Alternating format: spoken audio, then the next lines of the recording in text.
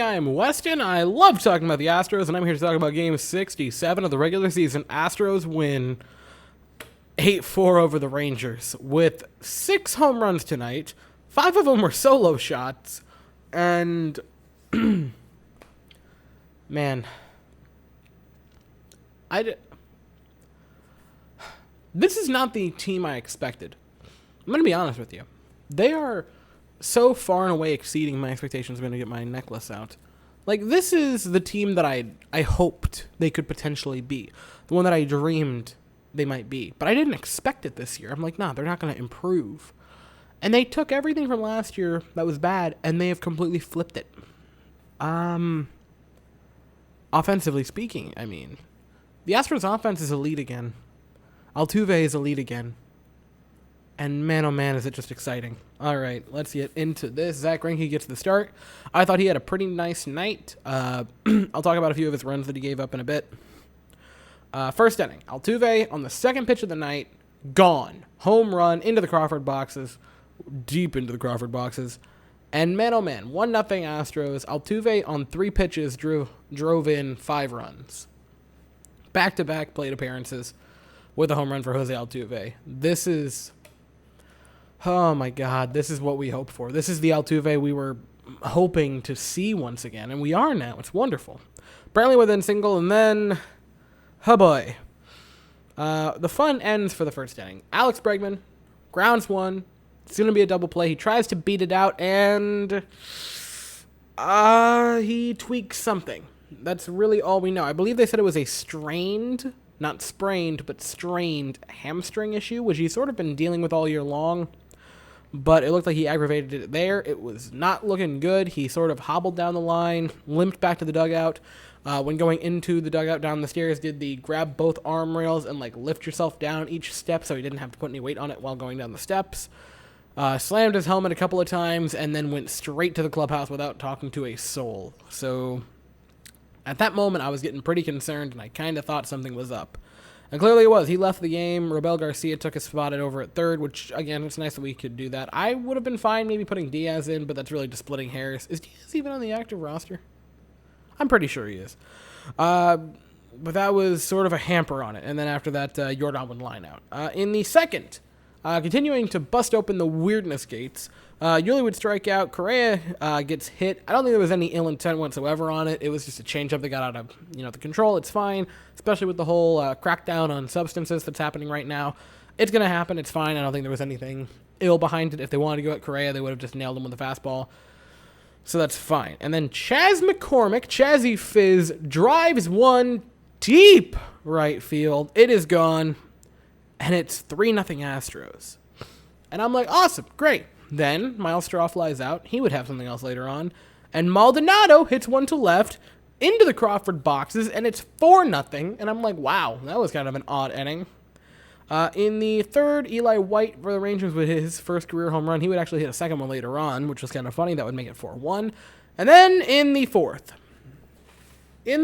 guys, Miles Straw hit a home run. I don't have words. He did it. We are witness to history. Miles Straw hit his second home run of his career. It would actually be the game-winning run tonight. And Miles Straw, like, he hit a home run. It's the first time he's done it in almost 3 years. I believe the last home run was September 29th of 2018. It's been a hot minute since he's last done that. That made it 5-1 Astros. And then the sixth happens. And the sixth, kind of a lot actually happened. All right. So Greinke gets the bases loaded, 1 out. Then he strikes out Joey Gallo. Great. That's wonderful, right? Logic would dictate you have the pitcher who just has the momentum of the strikeout, who's been warm all game long. You leave him in, right? You let him go. And Dusty Baker says, no, we are going to pull you for a relief pitcher. And I'm like, all right, I don't love that. I don't love that idea, but I suppose that's what we're going to do, right? So that happens, and they bring up Solak, who is a right-handed batter. Dusty Baker all year long has been subbing pitchers for platooning reasons, right? He seemingly doesn't care about the situation. He'll bring in a righty to play with a righty or a lefty to bring in a lefty. Doesn't matter if that lefty has been horrible the past couple months, weeks, or games. He's going to bring him in platoon because of reasons. But for this one, he brings in Brooks Raley, who is a lefty. And I'm like, what? Then why have you been platooning all year long if you don't care about platooning? Like, I lost my mind. I'm like, are you kidding me? You take the guy out with all the momentum in Greinke, who just got the strikeout, and you don't even platoon. You've been platooning all year long. You've been driving Astros fans insane with your obsession with platooning. And now in a position that we're like, well, you should probably bring in a right-handed pitcher to deal with Nick Solak. You bring in a lefty!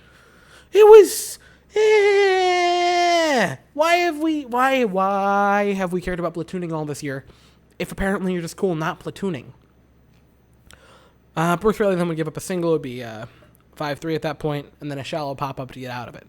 Again, I think Greinke pitched better than it's going to show. It'll say 3 runs for him, but again, 2 of them were on Brooks Raley's ticket. If you leave Greinke in there, maybe he gets out of it. Again, maybe he does. Maybe he gives up a grand slam and then we're tied and the game is totally different. But I would have been fine keeping him in there for the last bit of that inning, get the last out, but what have you. Then in the bottom of the 6th, Chas McCormick, old Chazzy Fizz himself, with his second home run of the night and his first multi-home run game in his career. Fantastic from Chas McCormick. It was awesome to see.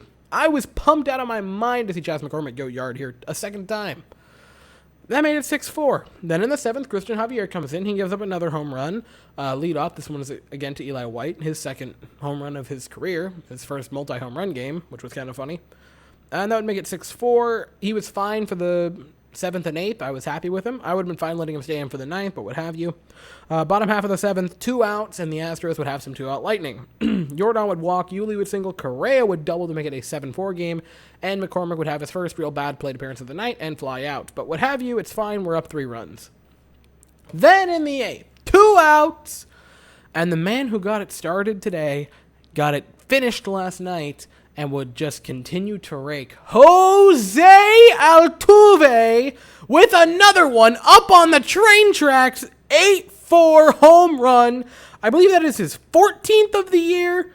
Jose Altuve, his 15th. My bad.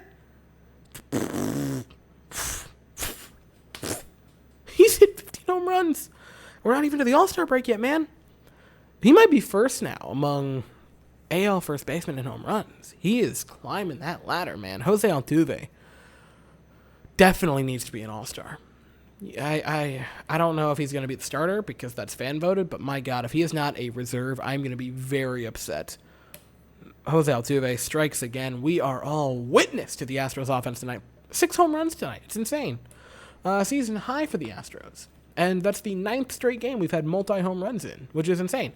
If we do it again tomorrow, we'll tie the MLB's record in history for most multi-home run games consecutively.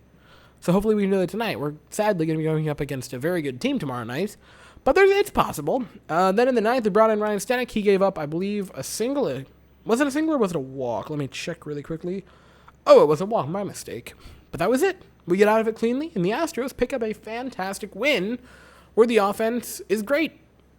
I don't know, I have a hard time saying the offense was great last night because I know he scored 6 runs, but, they were all sort of after the regulation of the game. But it's fine. It's fine. It's good. We're good. We're great. We're great. The Astros are great. The Astros are great. It's incredible. Anyway, pitching lines for tonight. Zach Greinke got the win, 5 2/3, 4 hits, 3 runs, 2 walks, 4 strikeouts. Again, I think that's a little misleading. It could have been 6 innings of work with 1 run if he gets out of it, or it could have only been 2 runs if Raley would have just got the out without giving up the single. It's fine. It happens. Whatever. Brooks Raley, 1/3 of an inning, 1 hit, no hit, walks, no runs, no strikeouts. Javier came in, 2 innings of work, 1 hit, 1 run, 1 walk. The 1 hit and 1 run was the home run. 2 strikeouts. And then Ryan Stanek came in. He has a pretty nice inning, 1 inning of work, no hits, no runs, 1 walk, and no strikeouts. Pretty darn good. Final thoughts. Again, I think Zach Greinke's day was a little bit misleading. I think he was better than it really indicates. I was happy with his night. Javier had a pretty nice night. Only gave up the 1 run and 2 innings of work. which is great.